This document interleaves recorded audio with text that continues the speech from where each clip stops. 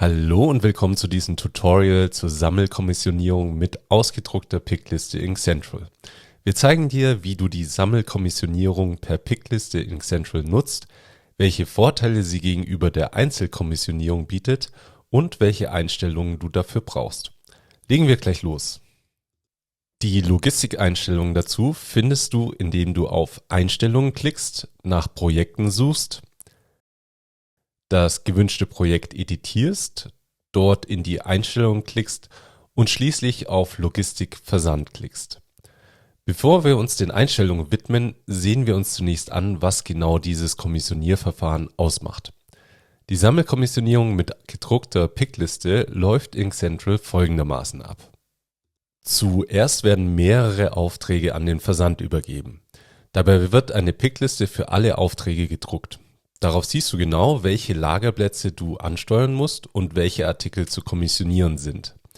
Der Lagermitarbeiter nimmt die gedruckte Pickliste und einen Kommissionierwagen, geht durchs Lager und legt die benötigten Artikel gemäß den Lagerplatz- und Kistenangaben in die entsprechenden Kommissionierboxen. Dabei durchläuft er das Lager nur einmal für alle Aufträge des Kommissionierlaufs. Sobald alle Artikel kommissioniert sind, übergibt der Lagermitarbeiter die Kisten mit den Artikeln an die Versandstation. Dort nimmt der Mitarbeiter eine Kiste, scannt den Lieferscheincode auf der Pickliste und ruft damit die Artikel im Modul Versandzentrum in Xcentral auf. Nachdem alle Artikel erneut gescannt wurden, können sie verpackt und die Paketmarke gedruckt werden. Im Vergleich zur Einzelkommissionierung, bei der ein Lagermitarbeiter für jeden Lieferschein separat durchs Lager geht, liegen die Vorteile auf der Hand. Bei vielen Aufträgen spart das Verfahren deutlich Zeit, da mehrere Aufträge parallel in einer Kommissionierung bearbeitet werden. Dank optimierter Laufwege legen die Mitarbeiter insgesamt deutlich weniger Strecke zurück, als wenn sie jeden Lieferschein einzeln kommissionieren würden. Die Sammelkommissionierung ist besonders geeignet für Lager mit vielen Mehrartikelaufträgen und Unternehmen, die ihre Lagerprozesse optimieren möchten. Schauen wir uns die wichtigsten Logistikeinstellungen für die Sammelkommissionierung mit Pickliste an. Für diesen Prozess empfiehlt es sich, das Kommissionierverfahren einfache Lagerbuchung und Scannen im Versandzentrum zu wählen. So stellst du sicher, dass die kommissionierten Artikel am Ende erneut gescannt und geprüft werden, um Fehler in der Sammelkommissionierung zu erkennen. Wenn du auf den zusätzlichen Sicherheitsscan verzichten möchtest, kannst du stattdessen das Verfahren Lieferschein mit Lagerplatz und automatische Lagerausbuchung nutzen.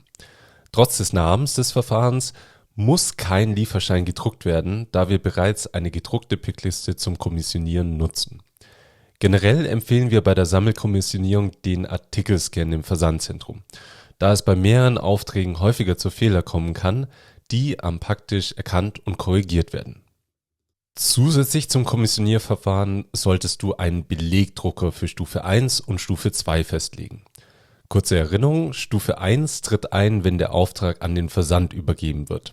Stufe 2 folgt an der Versandstation im Versandzentrum, sobald die Artikelpositionen bestätigt sind. Weiter unten legst du fest, welche Dokumente in Stufe 1 und Stufe 2 gedruckt oder per E-Mail versendet werden. Da wir eine Pickliste für die Kommissionierung brauchen, setzt du bei Kommissionierliste den Haken und trägst eine 1 in das Feld ein. Zusätzlich richten wir den Versand der Rechnung und der Versandbestätigung per E-Mail ein. Klicke unten auf Speichern, um die Änderungen zu übernehmen. Lass uns den Prozess jetzt mit einigen Beispielaufträgen durchgehen. Gehe dazu auf Verkaufen, Auftrag und wähle Versandübergabe. Da die Logistikeinstellungen projektabhängig sind, filtern wir nach dem gerade angepassten Projekt, dem Standardprojekt.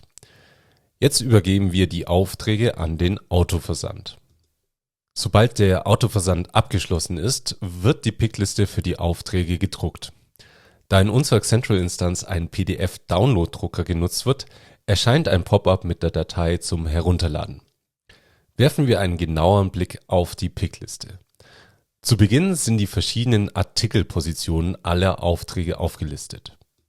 Weiter unten siehst du, wie viele Aufträge im Kommissionierlauf enthalten sind und wie viele Kommissionierkisten benötigt werden.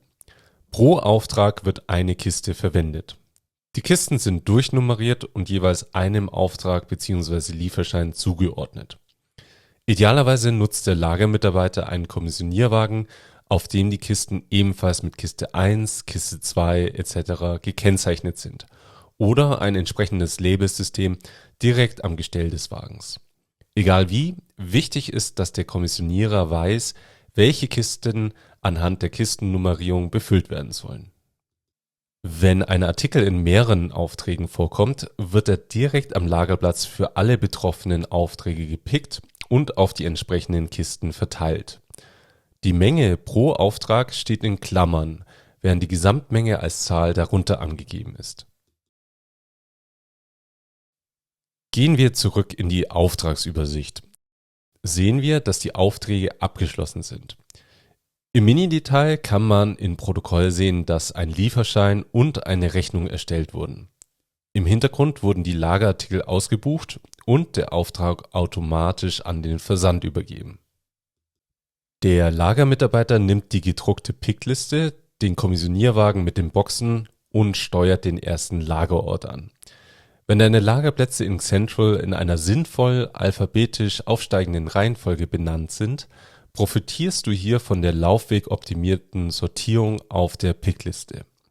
Der Lagermitarbeiter kommissioniert dadurch die Auftragspositionen auf dem effizientesten Weg durchs Lager und verteilt sie in die entsprechenden Boxen.